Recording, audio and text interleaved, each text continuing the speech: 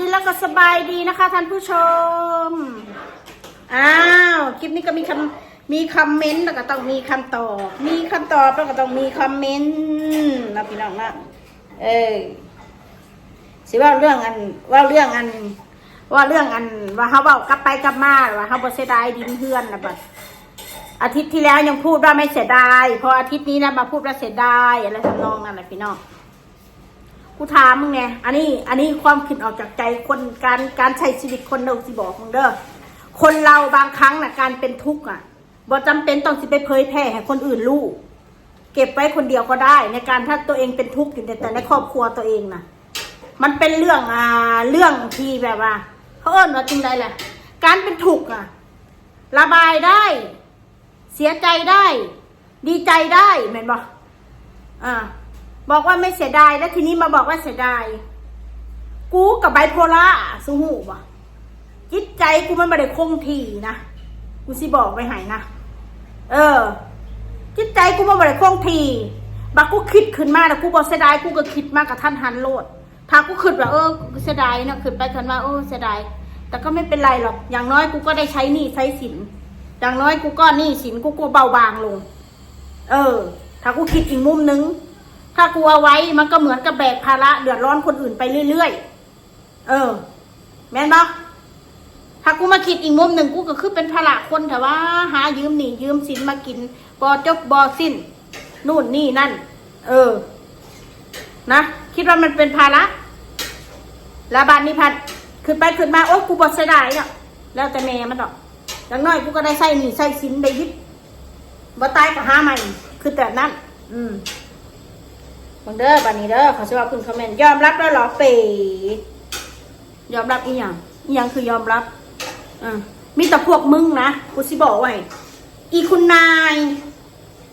นวลสะอาดอีคุณนายบ้านเช่าอีคุณนายสุสานสีเหลืองสู้ดูถูกกูนั้นแม่นกูมีบ้านราคาล้างเป็นล้านสู้กันยังดูถูกกูอยู่บ้านเช่าสู้ก็ดูถูกกูเพราะฉะนั้นกูสิคิดยังกับเรื่องของกูมันคือสมองของกูความคิดของกูสู้เข้าใจบ่สู้บ่มีสิทธิ์มาวิพากษ์วิจารณ์พ่อแม่สู้มาส่งให้กูแดกกูบอกซ้ำนั่นแหละสู้บ่มีสิทธิ์เลยว่าสั้นซะ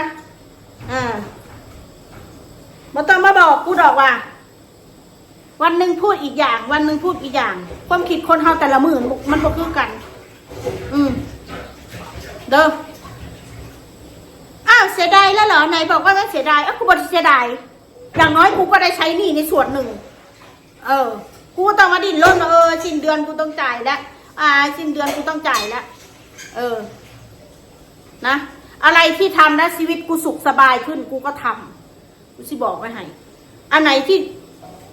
คิดว่ามีแล้วมันเหตุให้มันเฮานักหลายมันนักแล้วก็ต้องปล่อยวางแม่นบ่มันก็ต้องปล่อยวางมันบ่มีผู้ใดมาสอยเรือเฮาได้เด้สู้ต้องเข้าใจนะในจุดนี้เบิ้งมักมาด่ากูมักมาปล่อยใส่กูมักเว้าใส่กูเบิ้งกูสิตอบพงมึงเบิ้งสารแหน่สั่งจีเมลมาสารแหน่หน้าใหญ่หน้าใหญ่ว่าสั่นกลัวคนเขาไม่รู้ว่าตัวเองน่ะกลัวคนเขาไม่รู้ว่าตัวเองน่ะมีเงินหรือนู่นนี่นั่นหน้าใหญ่สุดท้ายมากกับบเรืออย่างว่าสั่นก็ยังดีนะมีปัญญาเอาให้มึงเบิ่งนะให้มึงอิจฉาเล่นๆนะสุดยอดมากนะแต่ยังดีนะหน้าใหญ่บ่หน้าใหญ่กูก็มีรถไปหน้ามาหลังก็แล้วกันไม่ต้องไปเดือดร้อนใครกูอยู่ประเทศไทยนี่กูไปเดือดร้อนใครกูมีเงินกูเติมน้ำมันรถกูก็ไปได้ทั่วประเทศไทยสู้ว่ากูเดือดร้อนบ่สู้มือนี่กูเดือดร้อนใครบ่ไม่เดือดร้อนใครนะถ้ามึงสิว่าหน้าใหญ่มึงไปเบิ่งคนอื่นเด้อเดี๋ยวนี้นะบ้านคนน่ะหลังหนึ่งรถ3-4 คันนี่ทั้งนั้นกูสิบอกไว้ให้มึงบอกว่าเขาหนาใหญ่บ่ซะเพราะอะไรเพราะความจำเป็นรถก็ต้องใช้ของใครของมันถึงจะอยู่ครอบครัวเดียวกันแต่จะมาใช้นำกันนี่มันก็บ่ได้ถ้าเกิดมันมันซึกล้อมาอะไรใครจะซ่อมใครจะรับผิดชอบสมมติว่าคนเฮามีอยู่4 คนในเรือนรถก็ต้อง4 คันแล้วเพราะว่าของใครของมันมีความสามารถกับผ่อนไพ่ผ่อนมันมึงบอกว่าเขาหนาใหญ่บ่ซะหนาใหญ่ทุกคนบ่มีผู้ใดอยากต่ำต้อยทุกคนบ่มีผู้ใดอยากถูกอยากจนกูสิบอก ทุกคนอยากมีเงินอยากมีทองใส่อวดโอ้อยากมีรถหรูขับอยากมีบ้านหลังใหญ่ๆบ่มีผู้ใดอยากว่านู่นนี่นั่นนะกูสิบอกว่าให้เด้อตามรักมนุษย์ที่แท้จริงมนุษย์ขี้เหม็นนี่มันฟังกูสิบอกว่าให้ซะสู้น่ะอย่ารับหูรับตาพูดรับหูรับตาฟังรับหูรับตาที่บ่ยอมรับความเป็นจริงในการสิ่งที่กูเว้าอันไหนที่มันหนักก็ปล่อยวาง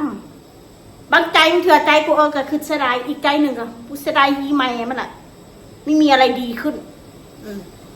ถ้ากูปล่อยวางทำให้ชีวิตลูกกูแล้วผัวกูหรือว่ากูเองนี่อยู่ด้วยที่บ่ได้ลำบากใครกูก็ยอมว่าซั่นซะ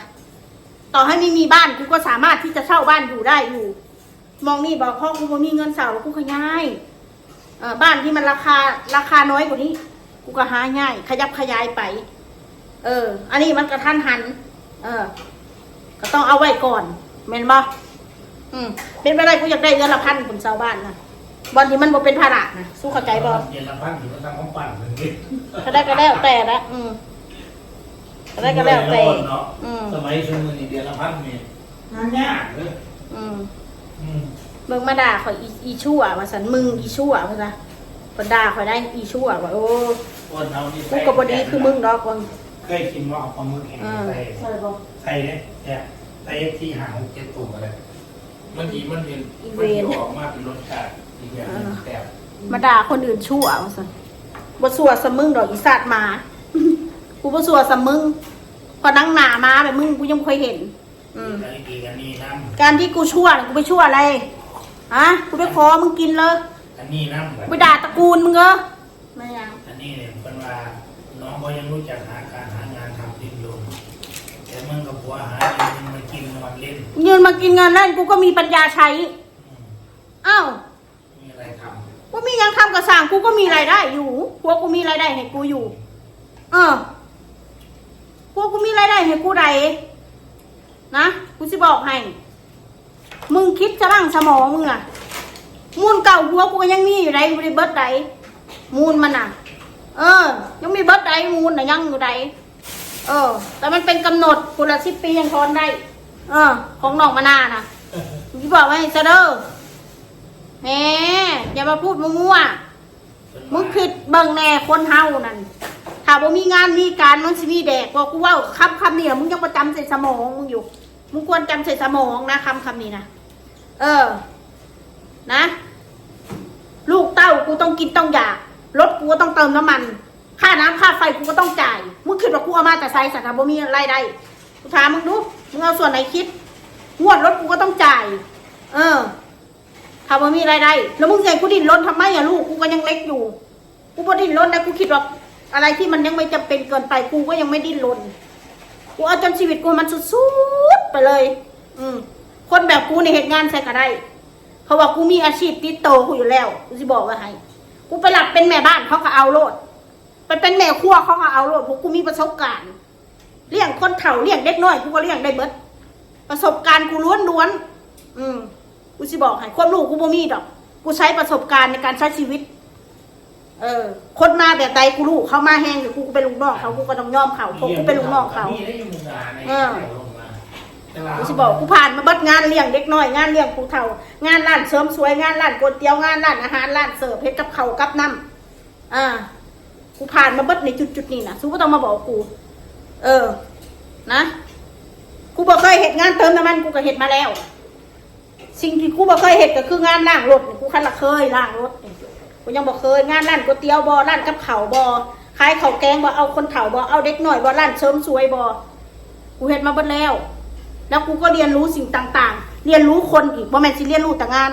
เรียนรู้คนอีกว่าคนนี้เป็นอะไรนิสัยกูนะมาดีกัดมาตอแหลกัดพูดจาไม่ดีสกูพูดจาไม่ดีกัดนิสัยกูเป็นแนวนี้กูสิบอกไว้หันซะให้เกียรติกูให้เกียรติมึงสิห่วงหรอกแสดงมึงบ่ให้เกียรติกูได้ที่กูว่ามึงเก่านี่คือนิสัยกูนะกูสิบอกให้ต่อให้มึงอายุมากกว่ากูถ้ามึงเรียกกูจิกอีกูเศร้ามึงจะคิดว่ามึงสิลอยนวลนะนี่คือนิสัยกูสิบอกไว้ให้ถ้าให้เกียรติกูตีกูให้เกียรติถ้าดีกับกูดีกว่า100 เท่าคนนั้นถ้าร้ายกับกูร้ายกว่ามึง100 เท่านะบ่ต้องมาเว้าดอกน้องยังรู้จักหางานหาการ เบิ่งก่อนหางานหาการกับมันจะอยู่ได้ชำใดเบิ่งซะก่อน เขาก็ทดลอง บ่แม่นหากะเฮ็ดมือเดียวสิเฮ้อให้กำลังใจก็ให้กำลังใจแม่นอยู่คนเรามันต้องอยู่ที่ผลงานอยู่นานสำใดบ่เห็นบอกคิงนั่นมองนี่ก็สิบ่เฮ็ดอีกแล้วสิออกอีกแล้วอยู่บ่ได้คนเฮาน่ะการที่ทำงานเดือน1 2 เดือนย่ายเดือน1 2 เดือนย่ายไม่มีวันมีเงินสิบอกไว้ให้มีแต่ค่าใช้จ่ายล้วนๆคนเฮามีแต่ความอดความทนกันอยู่นำคนน่ะเข้าใจบ่อดทนได้คือได้ดีแหละการเป็นลูกน้องคนหนึ่งคือกันถ้าเฮาบ่เชื่อฟังเจ้านายเขาก็บ่ให้เฮาอยู่สู้เข้าใจบ่สู้สิซักแต่มาเว้าสิกูเว้าสิกูเว้าสิกูปันกูเดือดร้อนเงินในกระเป๋าสู้นี่สู้บ่หาให้กูแดกกูมื้อนี่ค่ะเอาละกูว่าวันกูศูนย์กูหิวข้าวพร้อม